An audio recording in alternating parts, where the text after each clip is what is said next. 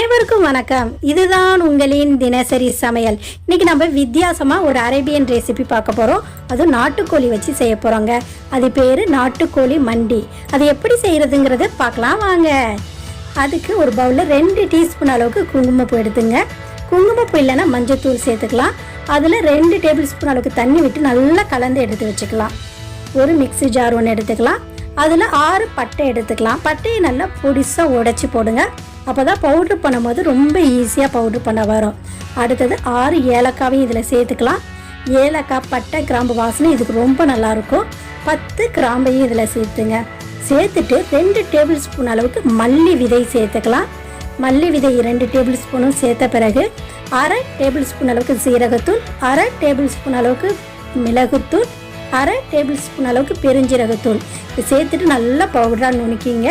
நம்மளுடைய மண்டி powder ready ஆகிடுச்சு. இந்த பவுடர்லேருந்து ஒரே ஒரு டேபிள் ஸ்பூன் மட்டும் தனியாக எடுத்து வச்சுக்கலாம். இது எதுக்காக வைக்கணும்னா நம்ம அரிசி சமைக்கும் போது அதில் கலக்க போகிறோம். நான் 1 கிலோ நாட்டுக்கோழி எடுத்து நல்லா கழுவி சுத்தம் பண்ணிவிட்டு 1 டேபிள் ஸ்பூன் அளவுக்கு மஞ்சத்தூள், 1 டேபிள் ஸ்பூன் அளவுக்கு நல்லெண்ணெய், கொஞ்சம் உப்பு போட்டு நல்லா கழுவி சுத்தம் பண்ணிட்டேன். அதனால இதில் பவுச்சு வாசனையே இருக்காது. நம்ம அரைச்சி வச்சுருக்க நம்ம மண்டி மசாலாவை நிறையா இதில் சேர்த்துட்டேன். அதில் 2 டேபிள் ஸ்பூன் அளவுக்கு மிளகாத்தூள் சேர்த்துங்க. தனி மிளகாத்தூள் 2 டேபிள் ஸ்பூன் சேர்த்துருக்கோம். இது காரம் ரொம்ப அதிகமாக எடுக்காதுங்கிறதுக்காக 2 டேபிள் ஸ்பூன் மட்டும் போதுமானது. 2 டேபிள் ஸ்பூன் அளவுக்கு எலுமிச்சை சாறு சேர்த்துக்கலாம். அடுத்ததாக 1 டேபிள் ஸ்பூன் அளவுக்கு பவுட்ரு பண்ண இஞ்சி சேர்த்துக்கலாம். நீங்கள் இஞ்சி பவுட்ரு இல்லைன்னா இஞ்சி தண்ணியை கொஞ்சமாக விட்டு அரைச்சி சேர்த்துங்க. அடுத்தது புதினா பவுடர் 1 டேபிள் ஸ்பூன். புதினா பவுட்ரு இல்லைன்னாலும் நம்ம புதினாவை நல்லா பேஸ்ட்டாக அரைச்சி சேர்த்துக்கலாம். அடுத்ததாக மாங்காய் பவுடர் 1 டேபிள் ஸ்பூன். இதை நீங்கள் கடையில் வாங்கி சேர்த்துக்குங்க. இந்த 3 பவுடரோட லிங்க்கு நான் டிஸ்கிரிப்ஷனில் கொடுக்குறேன். இப்போ இந்த சிக்கனுக்கு தேவையான அளவு உப்பு சேர்த்துக்கலாம். உப்பு போட்டுட்டு 2 டேபிள் ஸ்பூன் அளவுக்கு கடலை எண்ணெய் சேர்த்துங்க. கடலை எண்ணெய் சேர்த்தா இதோட டேஸ்ட்டும் வாசனையும் சூப்பராக இருக்கும். கடலை எண்ணெய் சேர்த்த பிறகு நம்ம கரைச்சி வச்சுருக்க குங்குமப்பூ தண்ணி 1 டேபிள் ஸ்பூன் சேர்த்துப்போம். சேர்த்துட்டு நல்லா கலந்து விடுங்க. நம்ம கலந்துருக்க பொருள் சிக்கனோட நல்லா மிக்ஸ் ஆகணும். அந்த அளவுக்கு நல்லா கலந்து விடலாம். கலந்து அப்படியே 2 மணி நேரம் நல்லா ஊற விடலாம். 2 மணி நேரத்துக்கு மேலே இருந்தாலும் நல்லா சாஃப்டாக டேஸ்ட்டு சூப்பராக இருக்கும். 2 மணி நேரம் கழித்த பிறகு இதை அப்படியே எடுத்து குக்கரில் வச்சு 15 விசில் வச்சு நல்லா எடுத்துடுங்க. நல்லா வேகட்டும். அதுமாரி எடுத்து வச்சுட்டு அடுத்தது நான் காட்டுறேன் எப்படி வெந்திருக்குங்கிறத. இப்போ அடுத்தது நான் வீட்டில் யூஸ் பண்ணுற பொன்னி அரிசி எடுத்திருக்கேன். 5 டம்ளர், அதாவது 3/4 கிலோ எடுத்திருக்கேன். அதை எடுத்து நல்லா கழுவி சுத்தம் பண்ணிவிட்டு அது மூழ்கிற அளவுக்கு மட்டும் தண்ணி விட்டு 1 மணி நேரம் ஊற வச்சுருங்க. அப்படி ஊற வைக்கும் போது நம்மளுடைய சாதம் நல்லா நீளமாக மலர்ந்து சூப்பராக இருக்கும். இப்போ ஒரு மிக்ஸி ஜார் எடுத்துக்கலாம். அதில் 2 பச்சை மிளகாய் சேர்த்துங்க. பச்சை மிளகாய் சேர்த்த பிறகு 3 பூண்டு பல், கொஞ்சமாக புதினா, ஒரு கையளவுக்கு கொத்தமல்லி தழை. இப்போ மண்டிக்கு தொட்டுக்கே ஒரு சட்னி ரெடி பண்ணிகிட்ருக்கோம். இந்த சட்னி அதுக்கு சூப்பரான டேஸ்ட்டில் இருக்கும். இப்போ 1/2 டேபிள் ஸ்பூன் அளவுக்கு ஜீரகத்தூள் சேர்த்துங்க. 1 டீஸ்பூன் அளவுக்கு மிளகுத்தூள், ஒரு நார்மல் சைஸில் தக்காளி ஒன்று எடுத்து வெட்டி சேர்த்துங்க. மண்டி காரமாக இருக்காது, அதனால் இந்த துவையல் தான் அதுக்கு டேஸ்ட்டு கொடுக்கும். இப்போ தேவைக்கு ஏற்ப உப்பு இதில் சேர்த்துக்கலாம். சேர்த்துட்டு ஒரே ஒரு டேபிள் ஸ்பூன் அளவுக்கு எலுமிச்சை சாறையும் இதில் சேர்த்துட்டு நல்லா பேஸ்ட்டாக அரைச்சி எடுத்துருங்க. நம்மளுடைய மண்டிக்கான தொட்டுக்கே சட்னி ரெடி ஆகிடுச்சு. செம டேஸ்ட்டாக இருக்கும். இதை தொட்டு சாப்பிட்டோம்னா மண்டி ரொம்ப டேஸ்ட்டாக இருக்கும். இப்போ நம்ம வேக வச்சு எடுத்து வச்சிட்டோம். சிக்கனை நல்லா வெந்திருக்கு. அதுக்குள்ளே தண்ணி இருக்குது பாருங்கள். அந்த தண்ணியை வேஸ்ட் ஆக்கிடக்கூடாது. அதில் தான் நம்ம அரிசியை வேக வைக்க போகிறோம். இப்போ மேலே உள்ள சிக்கனை மட்டும் எடுத்து ஒரு பேனில் எடுத்து வச்சுருங்க. ஏன்னா திரும்ப சிக்கனை வறுக்க போகிறோம். அதனால் எல்லா சிக்கனையும் எடுத்து ஒரு பேனில் எடுத்து வச்சுக்கலாம்.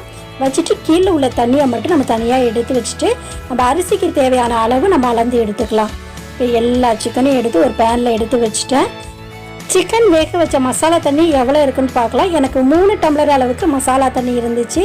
மீதத்துக்கு நான் 8 டம்ளர் அளவுக்கு நார்மல் தண்ணி இதில் ஆட் பண்ண போகிறேன். நம்ம அரிசி அளந்த அதே டம்ளரில் 8 டம்ளர் தண்ணியை இந்த மசாலா தண்ணியோட கலந்து வச்சுக்கலாம். மொத்தம் நமக்கு 11 டம்ளர் அளவுக்கு மசாலா தண்ணி கிடச்சிச்சு.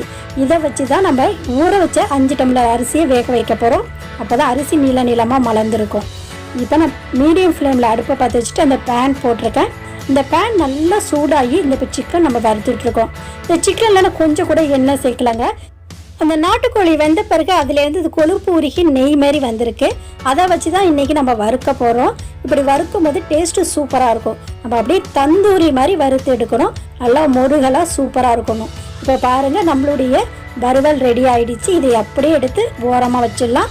நம்ம சாதம் வெந்த பிறகு இதை அப்படியே மேலே போட போகிறோம். இப்போ அரிசி வேக வச்சிடலாம். மீடியம் ஃப்ளேமில் அடுப்பை பற்ற வச்சுட்டு ஒரு குக்கர் வச்சுருக்கேன். அந்த குக்கரில் 4 டேபிள் ஸ்பூன் அளவுக்கு கடலை எண்ணெய் சேர்த்துங்க.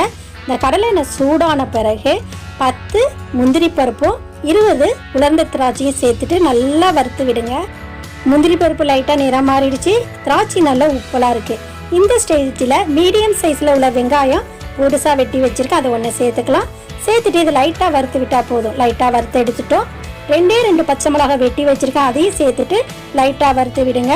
லைட்டாக வறுத்த பிறகு நம்ம 1 டேபிள் ஸ்பூன் தனியாக எடுத்து வச்சுருக்கோம்ல மண்டி பவுடர், அதையும் சேர்த்துட்டு லைட்டாக வறுத்து விட்டால் போதும். லைட்டாக வறுத்த பிறகு நம்ம எடுத்து வச்சுருக்க 11 டம்ளர் அளவுக்கான மசாலா தண்ணியை இதில் சேர்த்துக்க போகிறோம். இப்போ 11 டம்ளர் அளவுக்கான மசாலா தண்ணியை சேர்த்துங்க. சேர்த்துட்டு நம்ம ஊற வச்ச 1 மணி நேரம் ஊற வச்ச அரிசியை எடுத்து அரிசியை மட்டும் வடிகட்டி சேர்க்கணும். கொஞ்சம் கூட தண்ணியே இருக்கக்கூடாது. அரிசியை மட்டும் வடிகட்டி சேர்க்கும் போது தான் நம்மளுக்கு குலைவே இல்லாமல் நல்லா பொலன்னு நம்மளுக்கு சாதம் கிடைக்கும். நம்ம வடிகட்டி சேர்த்தாச்சு. இப்போ நல்லா கலந்து விடுங்க. கலந்து விட்டுட்டு நம்ம மசாலா தண்ணியில் உப்பு இருக்கும். ஏன்னா கோழிக்கு உப்பு சேர்த்துருக்கோம். உப்பு டேஸ்ட்டு பார்த்துட்டு தேவைக்கேற்ப உப்பு சேர்த்துங்க. சேர்த்துட்டு மூடியை போட்டு மூடி 1 நிமிஷம் வேக விட்டால் போதும். குக்கர் மூடியை சும்மா தான் மூடி வைக்கணும். டைட்டாக மூடிடாதீங்க. மேலே வெயிட்டும் செருகாதீங்க. அப்படியே 1 நிமிஷம் வச்சுருங்க. 1 நிமிஷம் கழித்து அதை திறந்துட்டு நம்ம அடியோடு கிண்ட போகிறோம். 1 நிமிஷம் ஆயிடுச்சு. திறந்து பார்க்கலாம். இங்கே பாருங்கள், நம்மளுடைய சாதம் கொதிக்க ஆரம்பிச்சிருக்கு. இப்போ நீளமான ஒரு கரண்டி ஒன்று எடுத்துக்கலாம். கரண்டியோ சாரணியோ எடுத்துகிட்டு அடியோடு நல்லா கிண்டுங்க. இப்படி அடியோடு கிண்டும் போது நமக்கு சாதத்தில் அடி பிடிக்காது. நல்லா உதிரியான சாதமும் கிடைக்கும். திரும்ப மூடியை போட்டு மூடிட்டு வெயிட்டு செருக வேண்டாம். செருகாமல் 1 நிமிஷம் அப்படியே வேக விடுங்க. 1 நிமிஷம் கழித்து இங்கே பாருங்கள், அரிசி பாதி தண்ணி பாதிங்கிற கொதிநிலையில் இருக்குது. இந்த நேரத்தில் நம்ம வெயிட்டை போட்டோம்னா சாதம் குழஞ்சிரும். அதனால் அடுத்த ஸ்டேஜான வெறும் அரிசி மட்டும் இருக்கணும். அந்த பதத்துக்கு கொண்டாடணும். அதனால் திரும்ப மூடியை போட்டு மூடுறோம். வெயிட்டு செருகலை. திரும்ப 1.5 நிமிஷம் நம்ம வெயிட் பண்ணலாம். அந்த 1.5 நிமிஷம் கழித்து அது எந்த பதத்தில் இருக்குன்னு நம்ம பார்க்கலாம். இப்போ 1.5 நிமிஷம் ஆயிடுச்சு. இங்கே பாருங்கள், கொஞ்சம் கூட தண்ணி இல்லை. சாதமும் நல்லா முக்கால் பதத்துக்கு வெந்திருக்கு. இந்த பதம் வந்தோன்னே அப்படியே நம்ம வச்சுட்டு அடுப்பை மீடியம் ஃப்ளேம்லேருந்து லோ ஃப்ளேமுக்கு மாற்றணும். கவனமாக பார்த்துங்க. இப்போ மீடியம் ஃப்ளேம்லேருந்து லோ ஃப்ளேமுக்கு அடுப்பை மாற்றிட்டோம். இப்போ நம்ம பொரிச்சு வச்சுருக்க கோழி துண்டுகள் அத்தனையும் இது மேலே சேர்த்துக்கிறோம். அந்த அரிசி மேலே நம்ம பொரிச்சு வச்சுருக்க எல்லா கோழி துண்டையும் சேர்த்துங்க. எல்லாத்தையும் சேர்த்துட்டு ஈவனாக அப்படியே பரப்பி விட்டுடலாம். நல்லா பரப்பி விட்ட பிறகு குங்குமப்பூ கரைசல் 1 டேபிள் ஸ்பூன் வச்சுருப்போம். அதை அப்படியே மேலே ஊற்றி விட்ருங்க. ஊற்றி விட்டுட்டு ஒரு கிண்ணம் ஒன்று வச்சிங்க. நான் 1 துண்டு கறியை நல்லா தணலாக்கி வச்சுருக்கேன். அதையும் நம்ம சேர்த்துக்கலாம். அந்த தணல் மேலே 1 டேபிள் ஸ்பூன் அளவுக்கு வெண்ணெய் சேர்த்துங்க. வெண்ணெய் சேர்த்தோடனே நல்லா புகைய ஆரம்பிக்கும். இங்கே பாருங்கள், வெண்ணெய் சேர்த்தாச்சு. சேர்த்தோடனே புகைய ஆரம்பிக்குது. இந்த புகை எந்த புகையும் வேஸ்ட் ஆகாமல் உடனே மூடியை போட்டு மூடணும். மூடிட்டு அது மேலே வெயிட்டு சேர்க்கணும். கவனம், வெயிட்டை செருகிட்டு அடுப்பு லோ ஃப்ளேமில் இருக்குது. அப்படியே 10லேருந்து 15 நிமிஷம் அப்படியே தம் போட்ட மாதிரி வேக விட்டுறலாம். இப்போ இந்த புகையோட வாசனையை கோழி துண்டும் அரிசியும் இழுத்துட்டு சம வாசனையான டேஸ்டான மண்டி ரெடி ஆகிடும். இப்போ 10 நிமிஷம் ஆயிடுச்சு. இப்போ நம்ம திறந்து பார்க்கலாம். முதல்ல விசில் எடுத்துடலாம். அடுத்தபடியாக நம்ம மூடியை திறந்து பார்ப்போம். இங்கே பாருங்கள் எவ்வளோ சூப்பராக இருக்குன்னு. நம்மளோட கோழி துண்டெல்லாம் நிறம் மாறி இருக்குது. எல்லா புகை வாசனையும் கோழி துண்டும் அரிசியும் இழுத்துருக்கும். சம வாசனையாக இருக்கும். அரிசி எந்த அளவுக்கு இருக்குங்கிறத பார்க்கலாம்.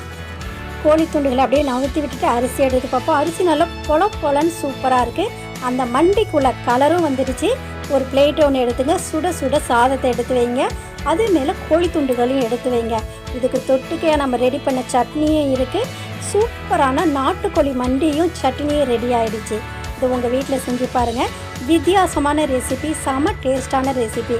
நம்ம சேனலில் கிவ் அவே போயிட்டுருக்கு. அதுலேயும் நீங்கள் கலந்துக்குங்க.